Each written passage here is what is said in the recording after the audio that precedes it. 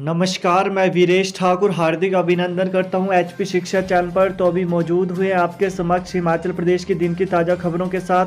तो इससे पहले नॉन स्टॉप ताज़ा खबरों के सिलसिले को शुरू करें, आपसे विनम्र निवेदन है हिमाचल प्रदेश की लेटेस्ट नोटिफिकेशन और अपडेट्स को पाने के लिए चैनल को जरूर सब्सक्राइब करें। तो पेश है आज दिन भर के मुख्य समाचार। हिमाचल में कड़ाके की ठंड, शिमला सहित 8 स्थानों का न्यूनतम तापमान माइनस में पहुंचा। पश्चिमी विक्षोभ की सक्रियता से हिमाचल प्रदेश कड़ाके की ठंड की चपेट में आ गया है। राजधानी शिमला समेत प्रदेश के 8 शहरों का न्यूनतम पारा माइनस में पहुंच गया है।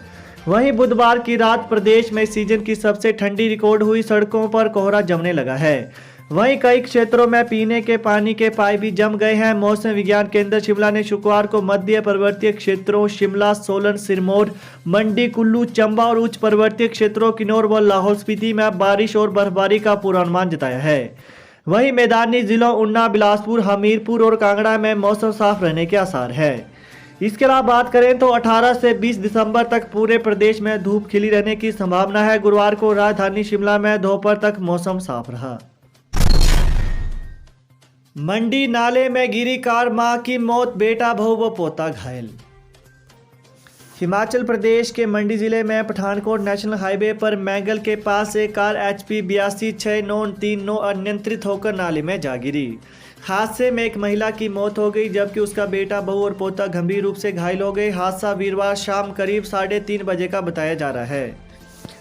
वहीं मृतक महिला की पहचान 55 वर्षीय दुर्मति देवी पत्नी बसंता राम, गांव बुराहली, डाकघर गांगणू के रूप में हुई है। जबकि घायलों में 32 वर्षीय रणजीत सिंह पुत्र बसंता राम, 25 वर्षीय मोनिका पत्नी रणजीत सिंह और 5 वर्षीय शिवांशु पुत्र रणजीत सिंह निवासी गांव बुराहली, डाकघर गांगणू शामिल हैं। मृतक के शव को पोस्टमार्टम के लिए भेज दिया गया है, जबकि घायलों को जोनल हॉस्पिटल मंडी में उपचार चल रहा है।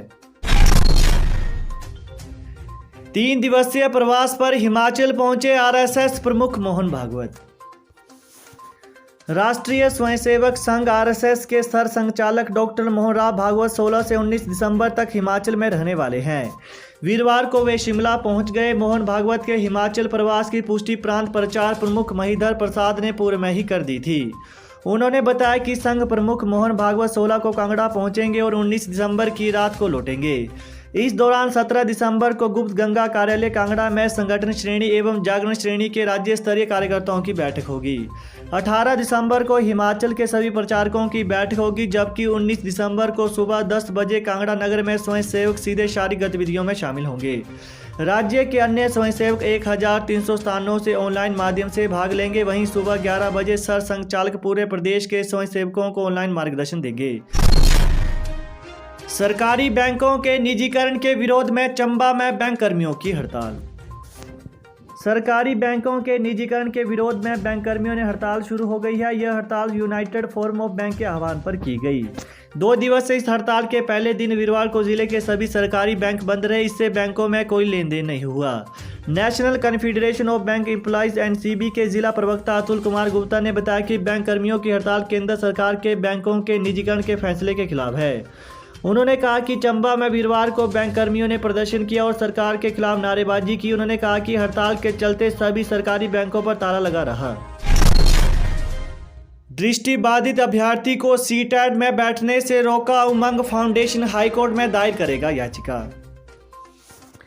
हिमाचल प्रदेश राज्य विकलांगता सलाहकार बोर्ड के विशेषज्ञ सदस्य और उमंग फाउंडेशन के अध्यक्ष प्रोफेसर अजय श्रीवास्तव ने कहा कि वीरवार को पंथा घाटी स्थित केंद्र में CTET परीक्षा में बैठने से एक दृष्टिबाधित युवा रविकांत को गैर कानूनी ढंग से रोक दिया गया।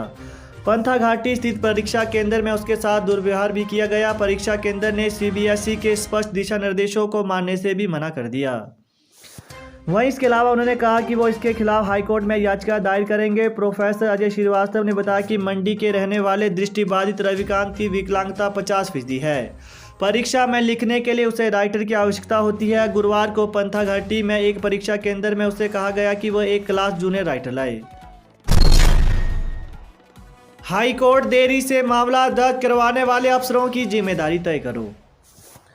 आर्बिट्रेटर की ओर से पारित अवार्ड को समय पर चुनौती न देने के मामले में प्रदेश उच्च न्यायालय ने विद्युत बोर्ड के कार्यकारी निदेशक कार्मिक को विस्तृत जांच करने के आदेश दिए हैं। न्यायाधीश त्रिलोक सिंह चौहान और न्यायाधीश सत्येन वैद्य की खंडपीठ ने विद्युत बोर्ड की अपील को नामंजूर करते हुए आदेश पारित किए हैं। वहीं हाईकोर्ट की एकल पीठ के फैसले को अपील के माध्यम से चुनौती दी गई थी। इसके अलावा एकल पीठ ने ऑर्बिट्रेटर के अवार्ड को चुनौती देने में हुई 8 महीने 5 दिनों की देरी को माफ करने के लिए विशेष कारण न पाते हुए विद्युत बोर्ड के आवेदन को खारिज कर दिया था। खंडपीठ ने आदेश जारी किए हैं कि जांच 31 मार्च 2022 तक पूरी की जाए। मामला देरी से दायर करने के लिए लापरवाह रहे अधिकारी या कर्मचारी की वित्तीय जिम्मेदारी तय की जाए। उसकी लापरवाही के चलते बोर्ड पर अनावश्यक वित्तीय बोझ पड़ा है। अचानक भड़की आग, सोलंग नाला में 2 मकान जलकर राख, जिंदा जला व्यक्ति। सोलंग नाला में 2 स्लेट पोस्ट मकान आग की भेंट चढ़ गए। इसमें एक व्यक्ति की भी जिंदा जलकर मौत हो गई। मृतक नेपाली मूल का है। अग्निकांड में 2 बाइकें भी जल गई। इसमें लाखों रुपए का नुकसान बताया जा रहा है। वहीं आग लगने के कारणों का अभी तक पता नहीं चल पाया है। मामले की पुष्टि डीएसपी मनाली संजीव कुमार ने की है। एसआईटी ने नाके के दौरान पकड़ी 2 किलो 14 ग्राम चरस। हिमाचल प्रदेश के कुल्लू जिले में सुबह विशेष अन्वेषण शाखा की एक टीम बंजौरा में नाकाबंदी के लिए मौजूद थी। इस दौरान एक प्राइवेट बस जो मंडी से कुल्लू को आ रही थी, चेकिंग के लिए रोका गया। चेकिंग के दौरान बस में एक नेपाली मूल के व्यक्ति की चेकिंग के दौरान उसके बैग से 2 किलो 14 ग्राम चरस बरामद हुई है। पूछताछ में आरोपी का नाम राजेश हमाल बाजे, पुत्र श्री नंदलाल, गाँव बड़ीघाट, पालिका, डाकघर व तहसील, इसके अलावा थाना खरवांग, आंचल, धौलागिरी, नेपाल। और इसके अलावा उसकी उम्र जो है 40 वर्ष मालूम हुई है। HPU, BAMS, BHMS में प्रवेश के लिए 31 दिसंबर तक आवेदन।